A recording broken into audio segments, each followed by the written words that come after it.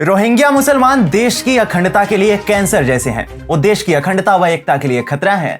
भारत के कुछ गिने चुने और सर्वादी नेताओं को छोड़ पूरी दुनिया से अभी तक रोहिंग्या मुसलमानों के प्रति कोई सहानुभूति पूर्वक बयान नहीं आया है। यहाँ तक कि दुनिया के 45 मुस्लिम देशों ने भी इनके प्रति कोई हमदर्दी नहीं दिखाई है। इन रोहिंग्या मुसलमानों को तो म्यांमार से तो निकाल दिया गया, पर यह रोहिंग्या बोझ बनकर अन्य देशों पर लाद दिए गए। भारत काफी पहले से ही उनसे पीड़ित है और बांग्लादेश की हालत भी कुछ वैसी ही है।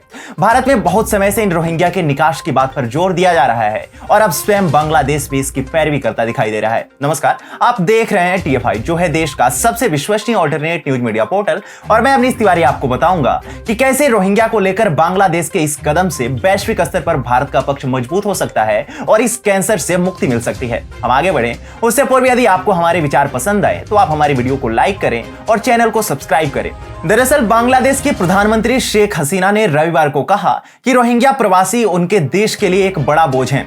उन्होंने यह भी कहा कि रोहिंग्या नशीली दवाओं, महिलाओं की तस्करी में लिप्त हैं और जैसे ही वे अपने मूल स्थल की ओर लौटेंगे यह सबके लिए अच्छा होगा।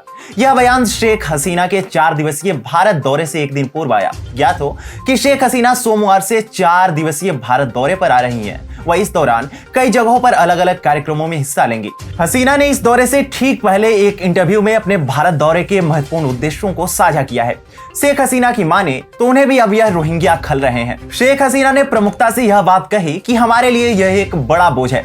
भारत एक विशाल देश है और आप इसे समायोजित कर सकते हैं, लेकिन हमारे देश में लगभग 11 लाख रोहिंग्या हैं। हम रोहिंग्याओं की स्वदेश वापसी के लिए कुछ कदम उठाने के लिए अंतर्राष्ट्रीय समुदाय और अपने पड़ोसी देशों के साथ विचार विमर्श कर रहे हैं। ध्यान देने वाली बात है कि रोहिंग्या मुसलमान एक स्टेटलेस इंडो आर्यन जातीय समूह है जो मुख्य रूप से इस्लाम का पालन करता है और म्यांमार के रखाइन राज्य से ताल्लुक रखते हैं। वर्ष 2017 में रोहिंग्या नरसंहार होने के पश्चात लगभग 7,40,000 से अधिक रोहिंग्या मुसलमान बांग्लादेश भाग गए थे।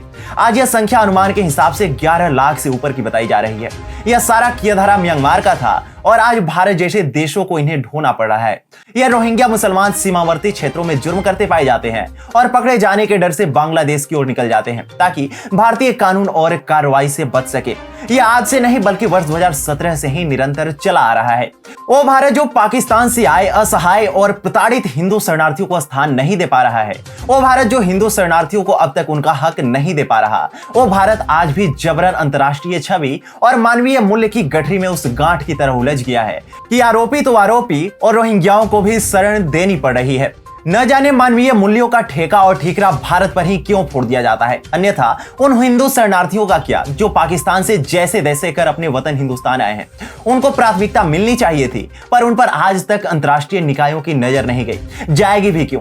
वो न इनके विशेष समुदाय से आते हैं जिससे रोहिंग्या ताल्लुक रखते हैं और न ही वो हिंदू शरणार्थी कभी उनके एजेंडे में फिट बैठते हैं। मौजूदा समय में देश की राजधानी दिल्ली में 2 तरह के विदेशी हैं। एक शरणार्थी हिंदू जिन्हें विदेशी क्यों माना जाए इसका कोई उत्तर नहीं। दूसरे बांग्लादेशी और रोहिंग्या मुस्लिम जो इस देश की भूमि पर क्यों हैं इसका कोई उत्तर नहीं है। यह विडंबना है कि भारत में हिंदू शरणार्थी हाशिए पर हैं और घुसपैठियों को सुविधाएं मिल रही हैं। वहीं बंजरों का टीला क्षेत्र में रह रहे 700 हिंदू परिवार जो पाकिस्तान से भागकर भारत आए हैं, वो आज भी टकटकी लगाए सुविधाओं की आस में बैठे हैं। बेशर्मी की पराकाष्ठा और तुष्टिकरण में आकंठ डूबी दिल्ली की केजरीवाल सरकार रोहिंग्या शरणार्थी और अवैध घुसपैठियों को तमाम सुविधाओं से लैस करने के लिए कटिबद्ध दिखाई पड़ती है। वहीं दूसरी ओर हिंदू शरणार्थियों के पास पानी और बिजली का कनेक्शन पहुंचाने में मानो अरविंद केजरीवाल के घर का पैसा जा रहा हो, ऐसा व्यवहार दिल्ली की केजरीवाल सरकार करती है। ऐसे में अब समय आ गया है कि भारत इसे समय की मांग और देश के संसाधनों पर पहला हक किसका, इस परिप्रेक्ष्य में कदम उठाते हुए शीघ्र अतिशीघ्र चुन चुनकर उन सभी अवैध रोहिंग्या घुसपैठियों को बाइज्जत बाहर कर उन्हें उनके गंतव्य की ओर रवाना करे। बांग्लादेश की प्रधानमंत्री शेख हसीना ने इस बाबत स्वयं को भारत पर ही आश्रित बताया है। उन्होंने कहा, रोहिंग्या मुस्लिम जब मुसीबत में थे तो उस वक्त उन्होंने उनकी मदद की, लेकिन अब उन्हें अपने देश वापस चले जाना चाहिए। मुझे लगता है कि भारत एक पड़ोसी देश होने के नाते इस मामले में एक अहम भूमिका निभा सकता है।